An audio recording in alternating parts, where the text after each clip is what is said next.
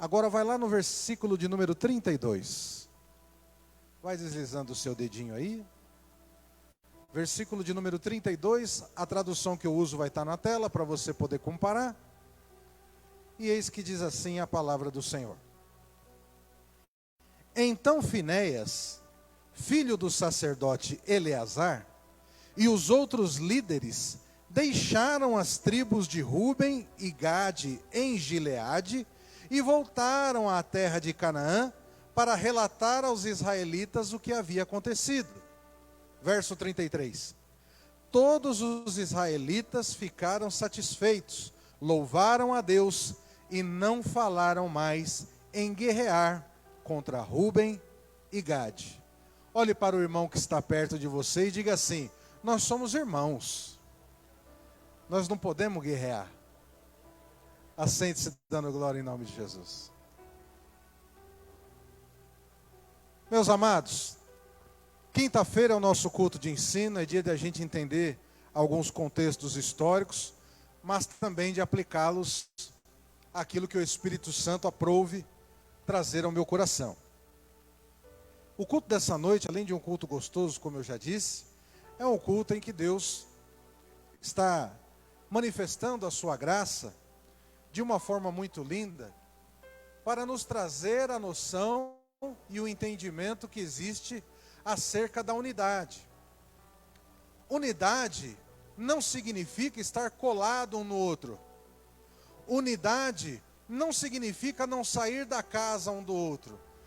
Unidade é, apesar de qualquer distância que haja, apesar de passarmos dias sem nos ver ou nos falarmos, apesar de estarmos juntos o tempo todo e às vezes sai faísca, porque é normal, unidade significa uma constante de objetivo. Nós nos permanecemos com o mesmo foco, a mesma vontade, a mesma meta. Isso é unidade. Uma verdade para o povo de Israel, que neste momento aqui em Josué, está voltando cada um para a região que Moisés havia separado, e depois Josué, como líder substituto de Moisés, havia determinado. Cada uma das 12 tribos recebeu uma porção de terra. E ao longo do livro de Josué, depois que eles atravessam o Jordão, com um milagre tal qual aconteceu lá no Mar Vermelho. Quem se lembra quando Israel saiu do Êxodo, abriu o Mar Vermelho, sim ou não? Abriu-se o Mar Vermelho e o povo passou a pés secos. No Jordão não foi mais para sair, mas sim para entrar. Israel estava tomando posse da terra que Deus havia prometido, a terra de Canaã. Então, se de Israel o povo saiu atravessando no meio da água, em Canaã o povo de novo estava atravessando no meio da água. Mas dessa vez o que Deus abriu? Rio Jordão. Rio Jordão. Saindo do Egito, Deus abriu o mar. Entrando em Canaã, Deus abriu o Rio Jordão. Dois milagres similares. Talvez diferentes em escala, mas não em dificuldades. O primeiro deles, Deus tirou. No segundo, Deus colocou. Pastor, não entendi, então eu explico para você. Quando Deus tira você da situação de opróbrio, de escravidão, de vergonha, de estar jogado na lama, de ser servo do mundo, escravo do pecado, Deus imediatamente começa a levar você em direção ao lugar onde você será abençoado, lugar onde Ele diz para você que será teu, onde você vai colocar a planta dos pés, onde você vai estabelecer a sua morada, onde a tua família vai prosperar e onde Ele vai continuar cuidando de você. Deus tira você da vergonha e coloca você no lugar de honra. Espiritualmente, quando eu olho para esses dois milagres, é o que nós enxergamos. Então, o final do livro de Josué vai sendo a conclusão de todas aquelas promessas que nós fomos vendo em Êxodo, que foram acontecendo em Números, que foram repetidas em Deuteronômio.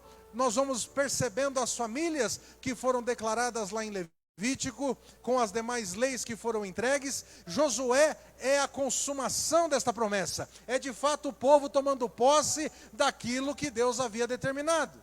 Na semana passada nós ouvimos uma pregação acerca da muralha que cercava Jericó, uma das mais importantes cidades cananeias, que serviu de base para que o povo continuasse a guerrear contra as demais nações e a vencer todas elas.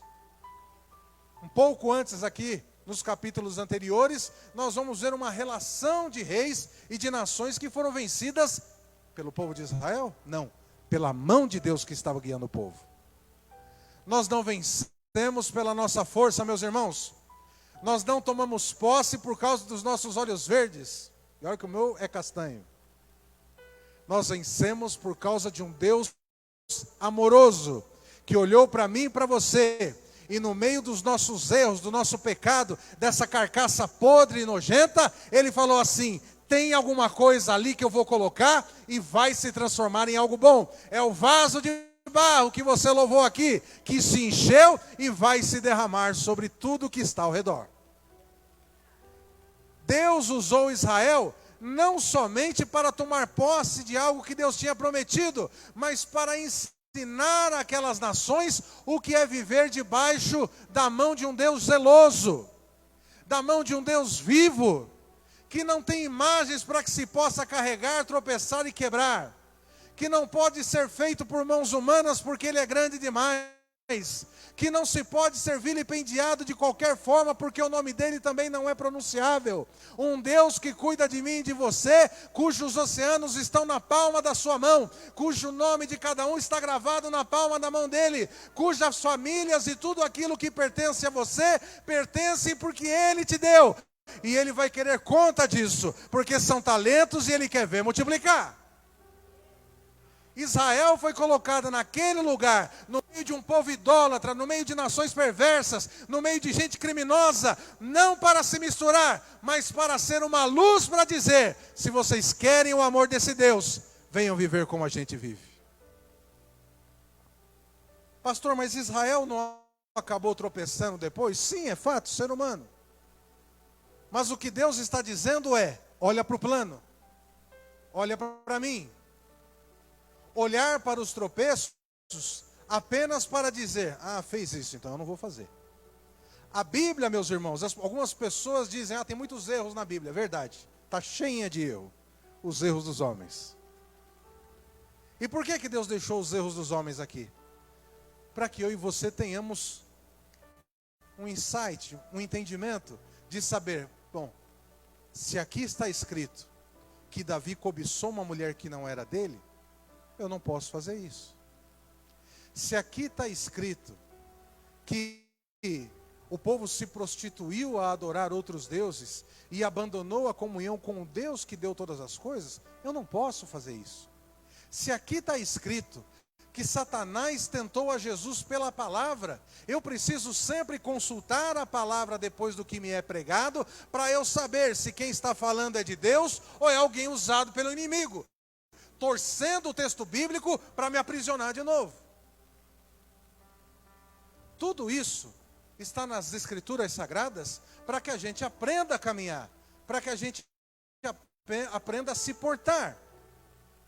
E uma das lições importantes que eu quero aprender com você hoje é a lição de comunicação que precisa haver em tudo o que é feito, não apenas dentro da casa de Deus, mas nas nossas vidas. Agora veja,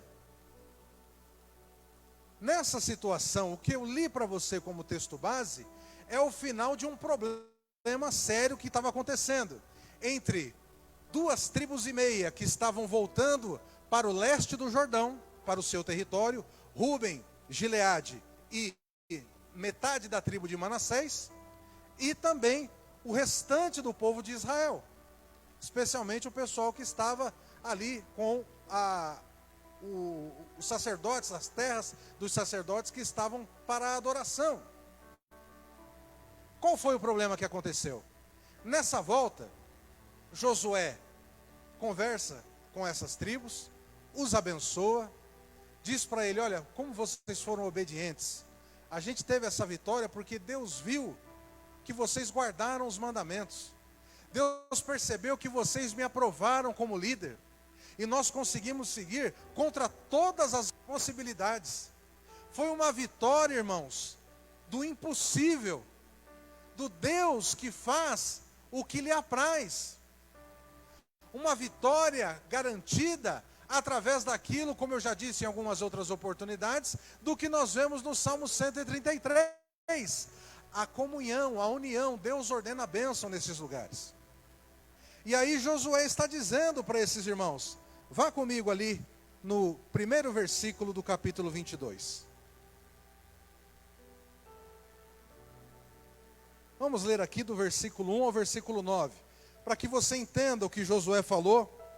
Para Ruben, eu disse Gileade, perdão, é Gade e a metade da tribo de Manassés. Ruben, Gade e Manassés. Josué disse assim: vocês fizeram tudo o que Moisés, servo do Senhor, mandou, e obedeceram a todas as minhas ordens. Durante todo esse tempo e até hoje, não abandonaram seus irmãos das outras tribos e tiveram cuidado de obedecer a tudo que o Senhor, seu Deus, ordenou. Agora, o Senhor, seu Deus, concedeu descanso aos seus irmãos, como prometeu a eles.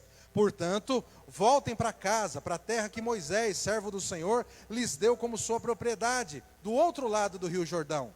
Mas, e aqui eu quero que você preste atenção, tenham muito cuidado de cumprir todos os mandamentos e a lei que Moisés, servo do Senhor, lhes deu. Amem o Senhor, seu Deus, andem em todos os seus caminhos, obedeçam a seus mandamentos, apeguem-se a Ele firmemente e sirvam-no de todo o coração e de toda a alma. Então Josué os abençoou e se despediu deles, e eles foram para casa. Até aqui os 6. Então veja, Moisés celebrou Ruben, Gade e metade da tribo de Manassés. Ele disse como eles foram importantes e como eles não abandonaram os demais irmãos, ou seja, as demais tribos. E Josué faz um alerta. Agora que vocês pelejaram e venceram, agora que o deserto passou, agora que está tudo mais em paz, continua fazendo o que Deus mandou.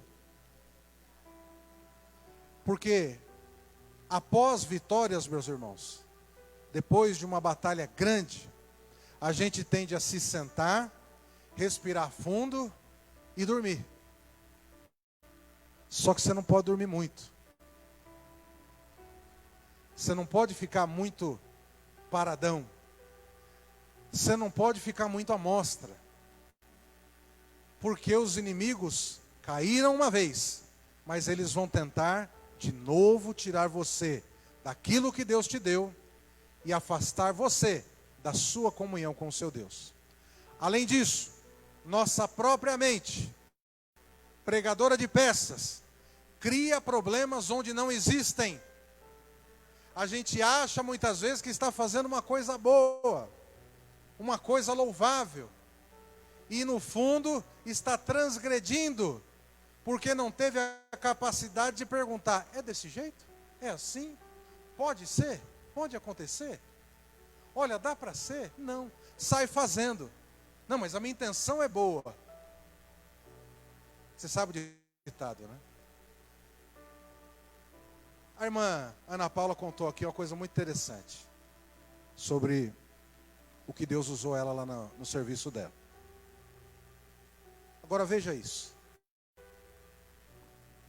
A chefe gosta dos Salmos 23 e Salmo 91. Muita gente. Eu lembro que eu era menino, pastor Josaqueu. Não sei se o presbítero José viveu isso também. Mas em casa ficava uma Bíblia grandona, né? Meus pais não iam para a igreja, eu não tinha vida com Deus, nós éramos ímpios. Mas o ímpio se apega a um amuleto.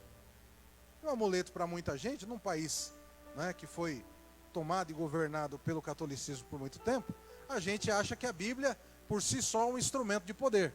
E ficava aberta lá no Salmo 91. E eu lembro que eu folhava a Bíblia, né, que ficava lá em casa, todas as outras páginas novinhas, brancas, sem nenhuma orelha. O Salmo 91, 23, amarelado.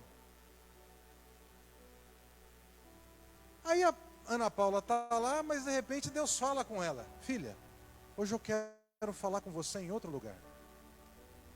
Porque quem vai buscando intimidade com Deus, irmão, vai querendo cavar mais. Deus não fala só no 23 e no 91. Deus quis falar no 21.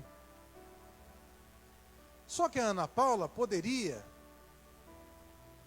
Não, já que Deus falou comigo, eu sou crente, Deus me trouxe para cá. Não, hoje nós não vamos ouvir esse salmo, nós vamos ouvir outro. O chefe olhar para ela e falar, meu Deus, está mudando? Chefe, podemos ler outro salmo hoje?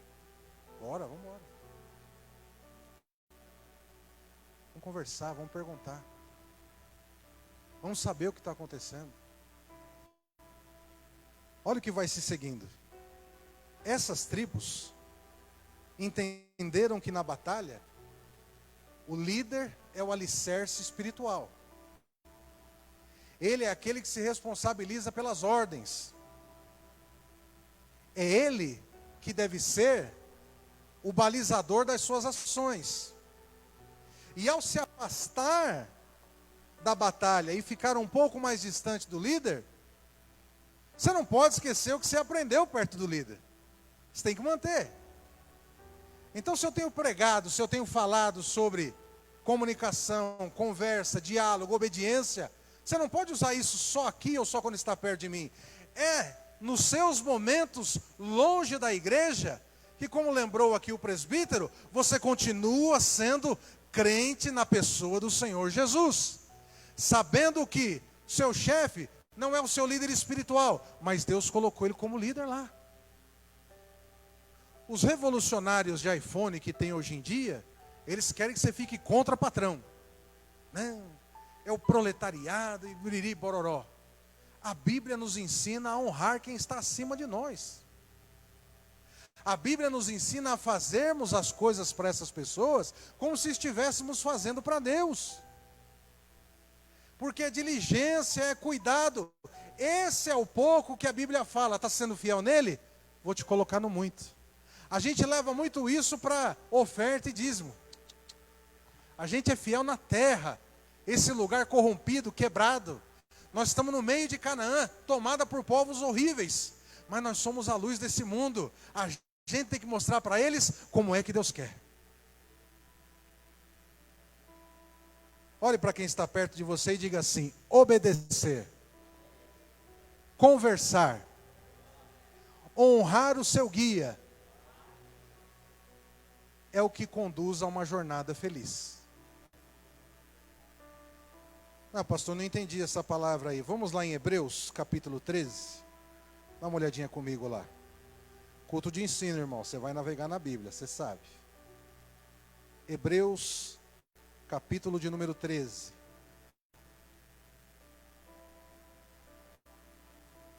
Louvado seja o nome do Senhor. Você vai abrindo daí, eu vou pelejando contra o vento aqui também. Hebreus 13, versículo 17. Olha o que diz a palavra do Senhor. Ruse, lê aí para mim, por favor, o que está no seu.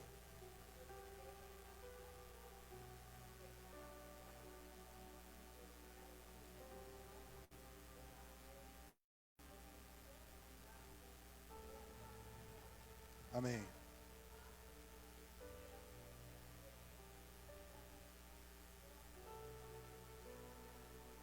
Muito bem. Na tradução da Ruse está pastores. Na minha está líderes. Quem está com a tradução guias aí? Está aí, Mário? Leia aí para mim como está no seu, por favor. Amém. Isso.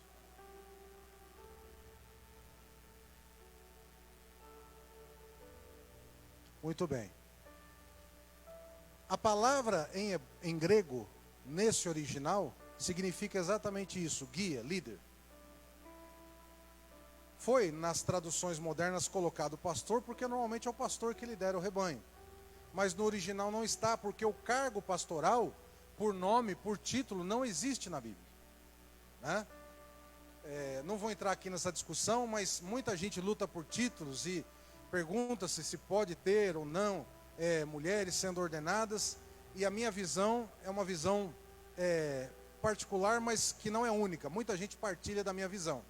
E uma das minhas bases de sustentação argumentativa são os cargos que não existem nominalmente.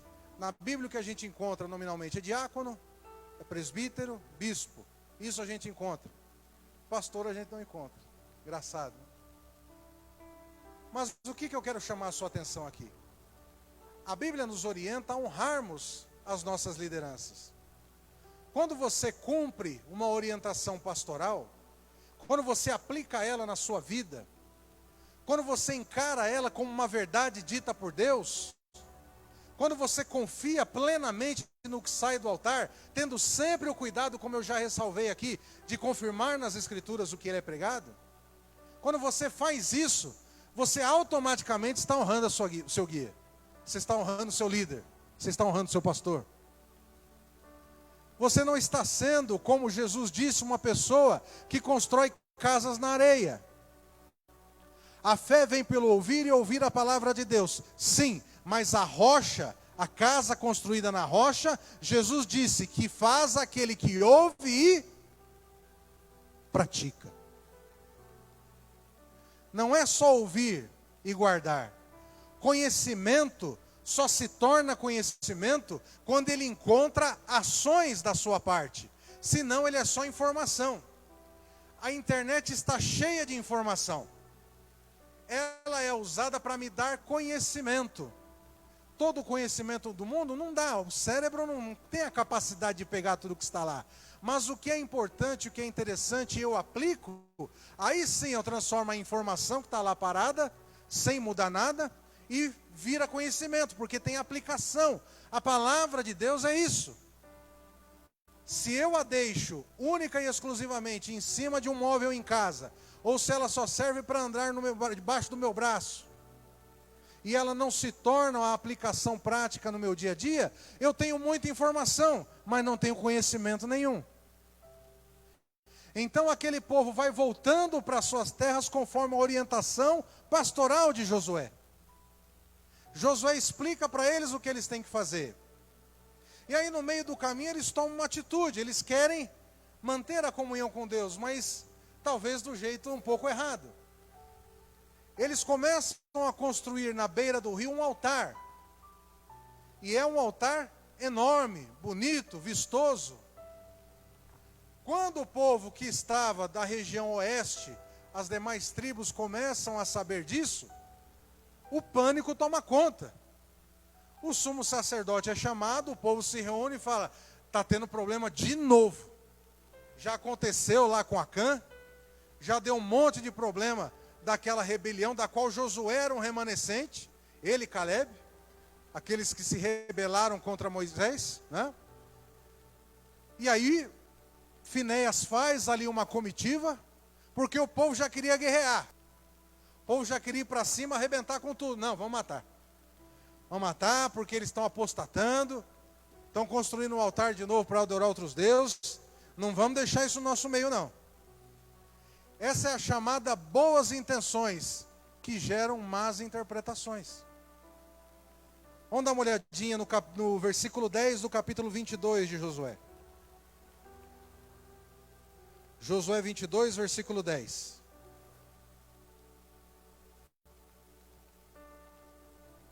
Olha só o que diz a palavra.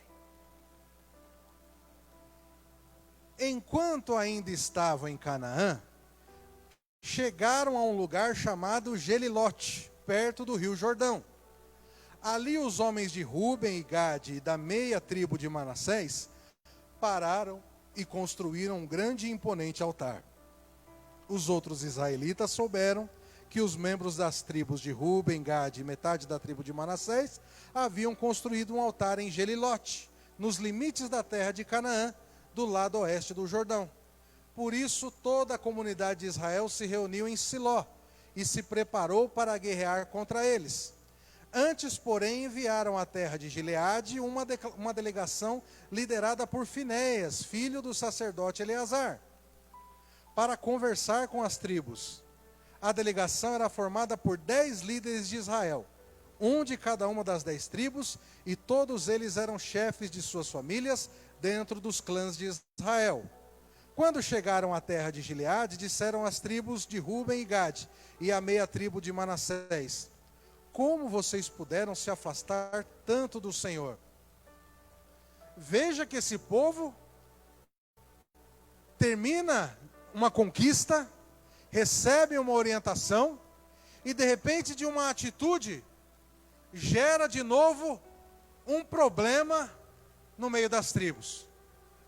Lá em 1 Reis, Israel vai rachar, mas poderia ter rachado antes, por causa disso aqui. O altar que valia para a adoração é o altar montado no tabernáculo. Era ali que Deus ordenou ser adorado. Qualquer outro altar não podia acontecer, porque podia suscitar adoração idólatra. Então Deus deixou as coisas muito bem explicadas. E às vezes a gente acha que pode fazer do nosso jeito, mesmo tendo a intenção de continuar glorificando a Deus. E aí eu lembro a você aquilo que eu já desmistifiquei aqui. Aquele ditado popular que diz, Deus escreve certo por linhas tortas. Não, Deus endireita a linha para escrever nela. Deus não faz coisas boas a partir daquilo que é errado. Deus é santo e essa santidade precisa ser buscada por nós para podermos vê-lo. Deus não tem culpado por inocente. Se transgredir, pode até ser perdoado, mas vai pagar as consequências. É assim que Deus faz. Isso não é o pastor que é duro, isso é Deus. Isso é Deus.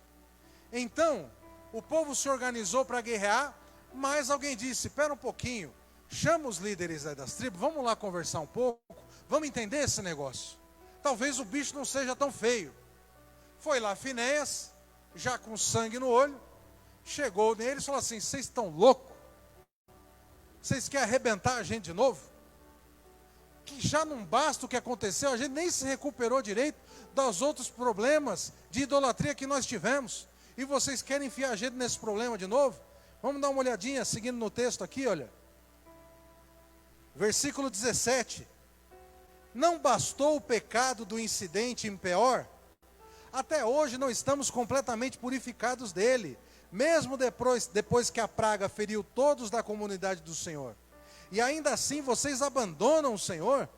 Se hoje vocês se rebelaram contra o Senhor, amanhã Ele voltará a sua ira contra toda a comunidade de Israel. É como o pastor dizer para você, Deus revelou uma verdade ao seu coração, Deus chamou você, lavou você, limpou você, você veio para a casa de Deus, está entendendo o que Deus é, o que Ele quer, como as coisas precisam ser. Se você foge disso, o que estava em você antes de você ser limpo, volta pior. E não volta só para você, quem está no teu barco sofre junto, Jonas. Você caminha direito para abençoar a sua vida e a vida de quem está perto, porque o propósito de Deus é coletivo. Deus não faz coisas para abençoar um. Deus faz as coisas pensando no seu povo. Por isso que Deus une propósitos, Deus não une pessoas.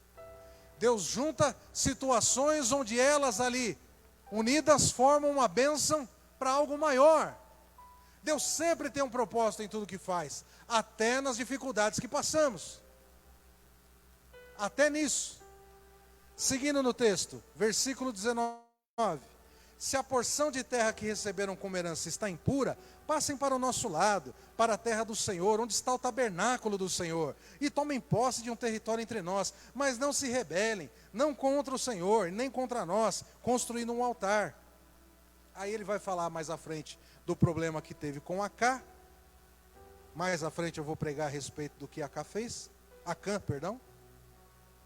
E aí ele vai dizer o seguinte, no versículo 22. O Senhor, o poderoso, é Deus. Ele sabe a verdade. E que Israel saiba também.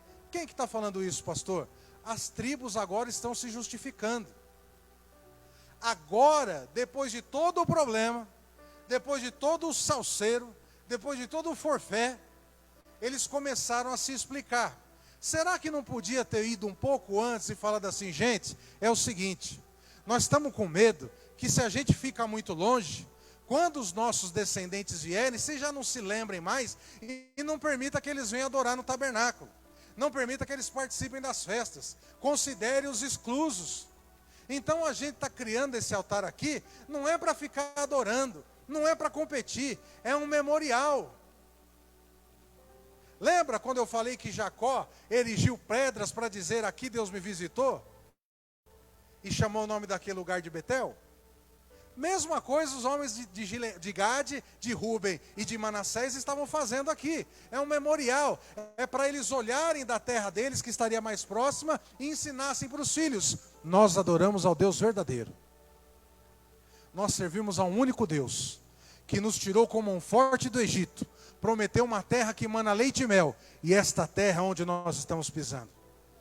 Aleluia. Só que tudo que nós fazemos na presença de Deus precisa ter entendimento, precisa ter conversa, precisa ter direção espiritual. Não dá para fazer da nossa cabeça, irmãos. É por isso que tem gente que toma a Santa Ceia errado. É por isso que tem gente que se entrega a fazer campanhas e deixa o dinheiro todo em casa e volta para casa, passa dificuldade e começa a jogar a culpa em Deus. Mas Deus não mandou nada. Gente que começa a comprar amuletos, leva para casa, vai ungir os umbrais, vai ungir a cama, e Deus não está nesse negócio, porque o Deus que nos chamou não é um Deus que se vê por olhos, é um Deus que faz as coisas dentro do teu coração, e vai usando você dentro das suas limitações, para mudar quem está ao seu redor. Deus não usa coisas, Deus usa pessoas. Se precisar, usa até jumento. Usou para falar com Balaão, mas isso é uma exceção. Deus está procurando adoradores que o adorem em espírito e em verdade. E essa adoração acontece dentro do diálogo, dentro da obediência. Vou voltar, por exemplo, da Ana Paula, que foi muito de Deus falar isso aqui hoje para me ajudar a pregar. Poderia ter falado à mulher: olha, eu acho que não é assim, acho que não deve ser assim, eu gosto daqueles salmos. O que ela faria? Quem que é o líder? Vai obedecer, vai seguir. Mas Deus abre portas, abre pequenas brechas.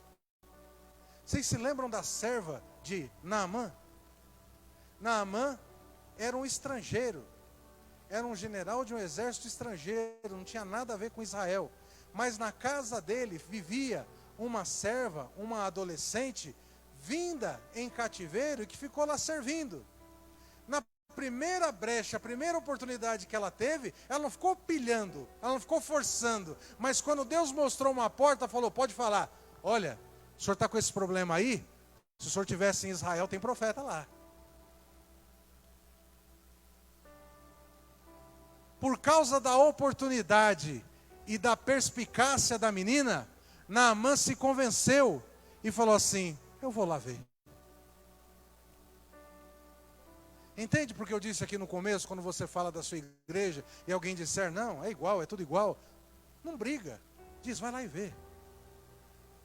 Meu pastor é gordinho, ele é meio engraçado, ele fala umas coisas meio doidas, ele usa barba, ele não usa muito gravata, mas ele é legal. Agora, mais legal que ele é o Deus que está lá. Aleluia. Nós encontramos, meus amados, nas oportunidades da vida, chances de falarmos do amor de Deus. Nós não precisamos de fato ser aqueles crentes que querem converter para a sua satisfação própria. Porque tem gente que gosta de chegar na igreja, né, pastor, aqui e falar assim: este daqui eu trouxe.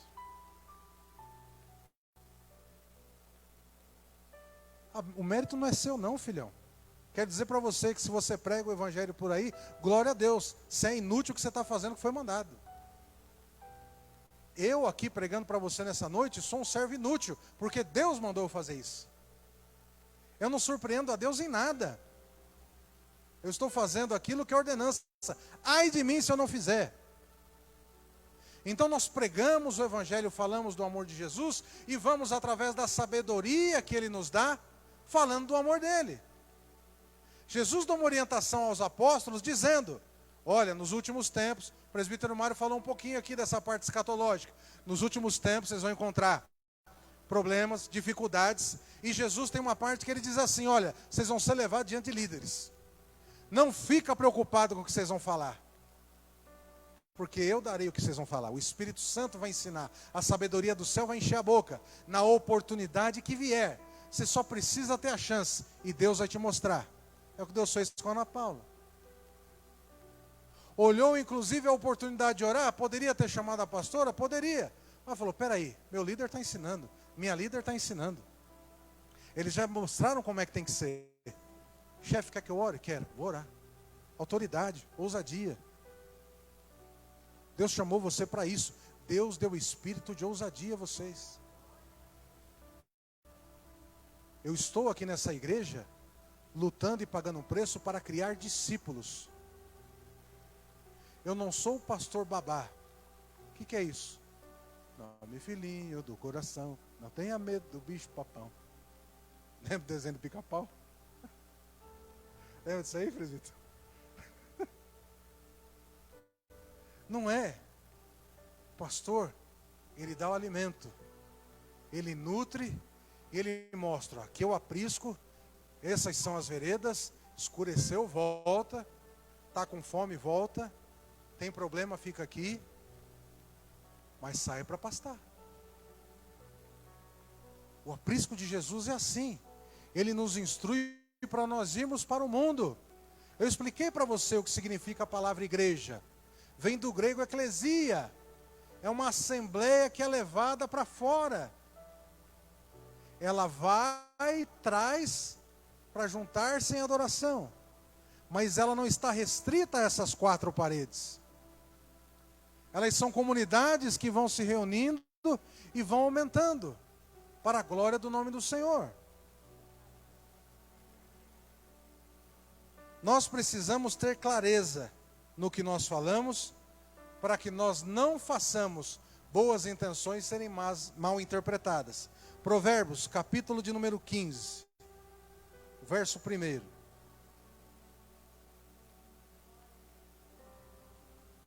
Vamos dar uma passadinha lá em Provérbios, depois de Salmos. Provérbios 15, 1. A resposta gentil desvia o furor, mas a palavra ríspida desperta a ira. Em outras palavras, se eu não ajo dentro do diálogo e da comunicação, eu vou criar um racha no relacionamento, de qualquer natureza.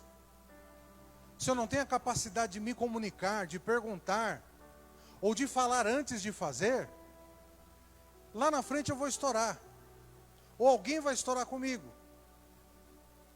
E aí, a resposta problemática gera mais problema ainda. Alguém precisa ser manso para lidar com a situação. Para acontecer o que está no verso 23 do mesmo capítulo.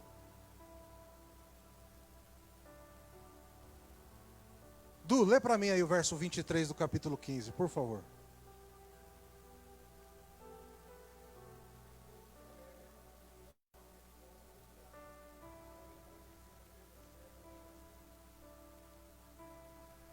Quando você fala antes, quando você chama para perto, quando você desfaz o problema, ou desfaz o mal-entendido, todos se alegram. A Bíblia diz: não deixe o sol se pôr sobre a sua ira. Dormir com o sapato virado, para não dizer outra coisa, você já entendeu?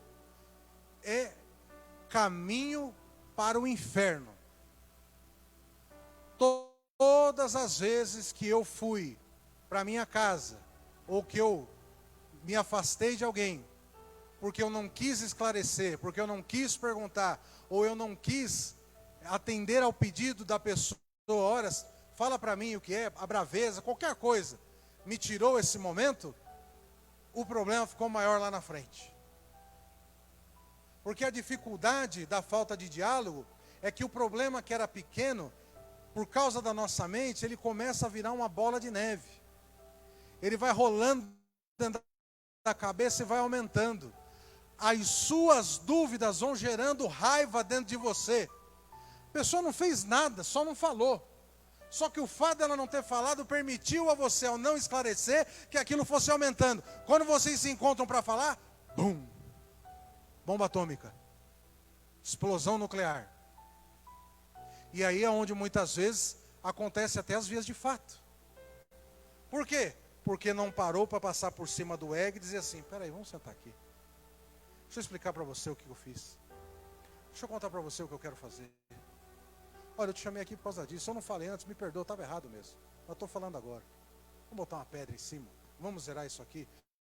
Irmãos, não existe mola de desarmar bombas mais linda do que me perdoe. O problema é a desgraça do ego. Você quer tanto ter razão, e esquece que o importante é ser feliz. Então, se eu tenho um negócio com o presbítero, e eu vou embora para casa, e eu fico com aquilo na cabeça. Presbítero, caramba, não falou, achei que ele ia falar. E aí eu fico mastigando aquilo. Quando eu vejo o presbítero, eu já olho para ele.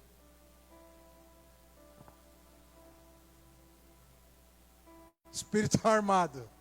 Já fico bravo. Agora deu calor.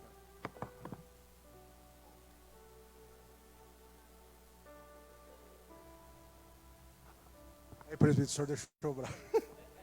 Então a gente vai e começa a falar. Aí eu cumprimento o presbítero, mas eu fico assim.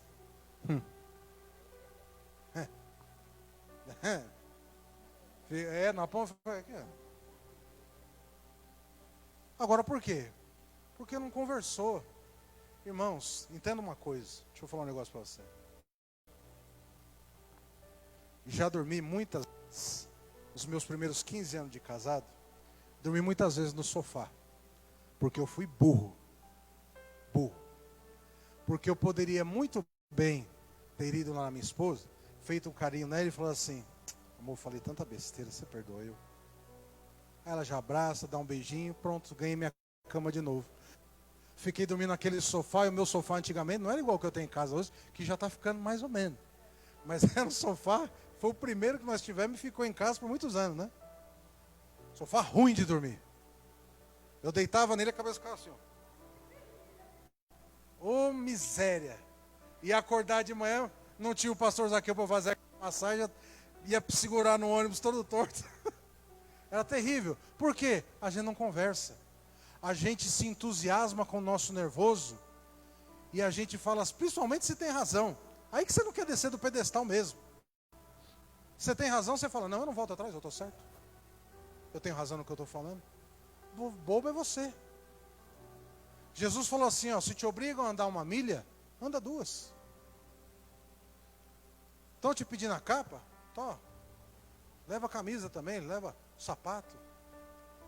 Por que em algumas situações vai acontecer isso? Para você não perder o que Deus te deu. Porque às vezes essa situação vem, não é para criar uma contenda nem nada. É porque Satanás plantou ali uma sementinha, um joio, que vai nascer no meio do seu trigo e quer tirar de você o plano de bênção que Deus estruturou.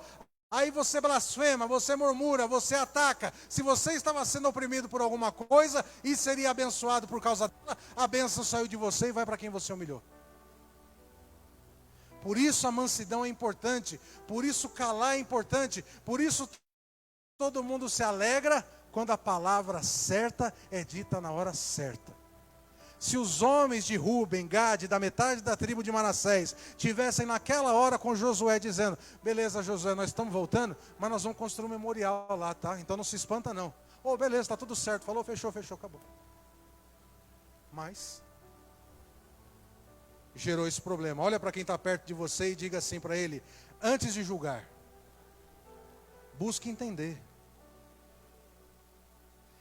Finéias toma uma decisão sábia de investigar. Ele vai ao encontro das tribos e pergunta aquelas razões. A explicação o convence. O coração se acalma, né? E aí acontece o que está lá em Tiago 1, versículo 19. Que é o que eu acabei de explicar com você, agora com o texto bíblico me dando me dando base. Livro de Tiago. capítulo 1, versículo 19.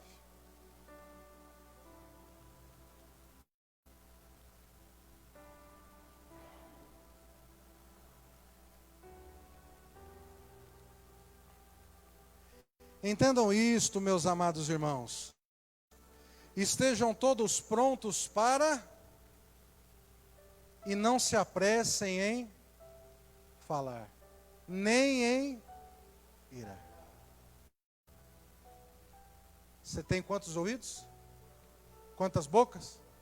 Por que você quer falar mais que a mãe do leite? A mãe da cobra e a nega do leite? Por que você quer falar tanto? Para um pouco. Escuta. Às vezes o que a outra pessoa está falando, você não tinha ainda levado em consideração. Está ficando bravo por nada. Às vezes é uma tempestade em copo d'água. Não, porque aqui no WhatsApp veio... WhatsApp, letras, palavras não tem sentimento, não tem entonação. Eu já disse para a pastora várias vezes, não oriente, não diga nada para o WhatsApp. Conversa é olho no olho, porque as palavras escritas, elas podem ser mal interpretadas. Quando a gente fala no WhatsApp, essa mania miserável de ficar abreviando palavra, de ficar usando emojis. Esses dias eu falei para a Ana, como é que era o idioma egípcio?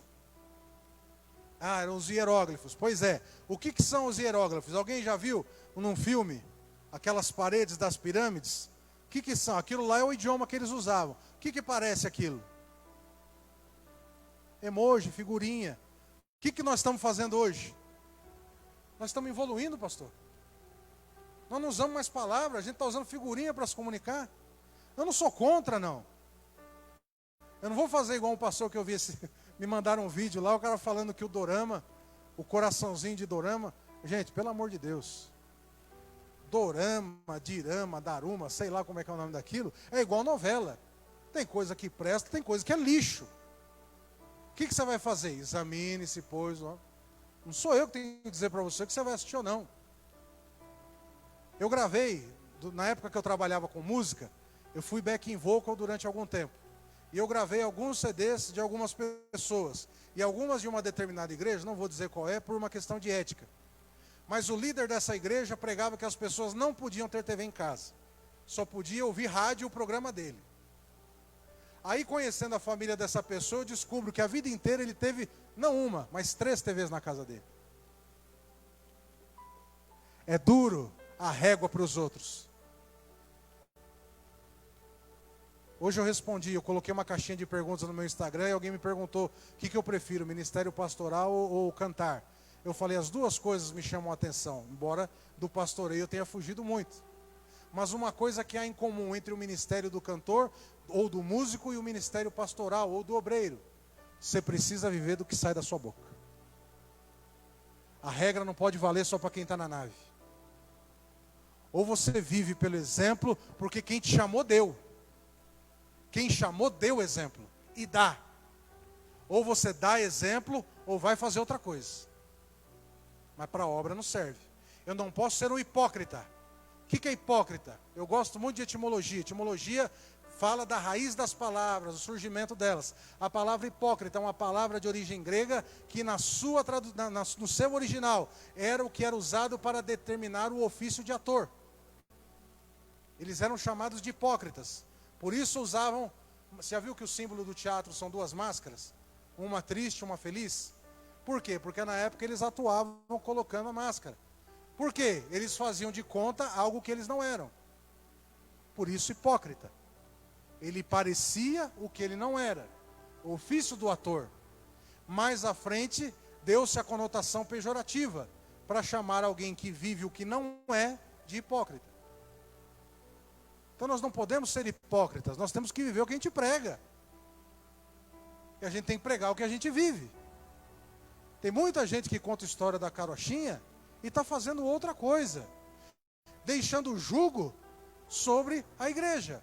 Hebreus aqui, quando eu li para vocês, os irmãos leram, nós vimos lá que os líderes, os guias, os pastores, eles não fazem um fardo pesar nas suas costas. Se o fardo pesar, ele não está sendo um líder de verdade. E aqui é um fardo humano que eu digo. Coisa que é para o pastor fazer, ele passa para outro. Que o pastor quer ficar sentado lá. Hoje eu não posso nem falar isso, porque eu cheguei depois do culto. Aí falei para o Neto. Falei, eu estou igual aqueles pastores que chegam no final do culto. Só chega para pregar. Mas eu estava trabalhando, viu, irmãos? Eu demorei para chegar porque também não cabia no carro. Tinha que vir todo mundo, depois eu vim. Mas tem pastor que gosta de chegar por último no culto e encontrar tudo pronto. Eu preciso participar. Eu preciso estar aqui. Porque o pastor precisa ter cheiro do quê? De ovelha. E as ovelhas precisam conhecer a voz de quem? Se o pastor só chega na hora da comida, ele não está sendo pastor. Ele está sendo um cliente e quer que os garçons sirvam ele. E não é assim. Jesus falou, no reino de Deus, o maior está servindo. Falamos aqui de origem das palavras. A palavra ministério, no seu original, significa aquele que serve. Os ministérios, no sentido político, eles têm a mesma origem da palavra. A palavra é a mesma. Eles deveriam servir, mas eles adoram ser servidos. Mas já que eles não fazem o certo, os ministros do evangelho vão fazer. A gente serve. A gente estende a mão, a gente está presente. Não significa que você vai rasgar uma impossibilidade para estar em algum lugar que você não pode. Só Deus é onipresente. Gente, eu estendi mais o horário. Eu vou continuar essa mensagem na semana que vem. Ninguém me avisou do horário? Meu Deus. Tá boa a pregação assim? É? Então tá bom. Coloque-se de pé, eu vou continuar na semana que vem essa mensagem. Ficou extenso, pastor aqui. Ficou extenso. Como é que o senhor está aí? O senhor está bem? Então, amém. Obrigado, Deus que responde a oração. Amém, queridos. Nós vamos continuar para terminar essa mensagem na semana que vem. Mas entenda isso que Deus está falando aqui hoje. Nós precisamos de diálogo, de mansidão e de falar as coisas certas na hora certa. Aplicar o que os líderes ensinam, principalmente quando estivermos longe. Porque aí alguém vai olhar para você e dizer, você é ovelha de fulano, né? É. Isso é a maior honraria para um pastor. Alguém reconhecer que essa pessoa é a ovelha dele. Reconheceram Pedro, mas Pedro sentou-se lá na fogueira com os soldados. Você estava com o Galileu, né? Não, eu não. Estava com medo. A Ana foi muito corajosa. Pouca gente tem coragem de falar que talvez não fizesse como o cego, né? É difícil você pensar. Deus quer ensinar a gente a ter ousadia. Talvez eu também, no lugar do cego, não teria falado, teria ficado quieto. Mandaram eu calar a boca, Mas do mesmo jeito que os erros estão lá para a gente não fazer, os acertos estão lá para a gente fazer. Deus quer ensinar você a se impor como crente. E saber que as rédeas da sua vida estão nas suas mãos. Não entrega para ninguém. Depois você não pode reclamar. Amém?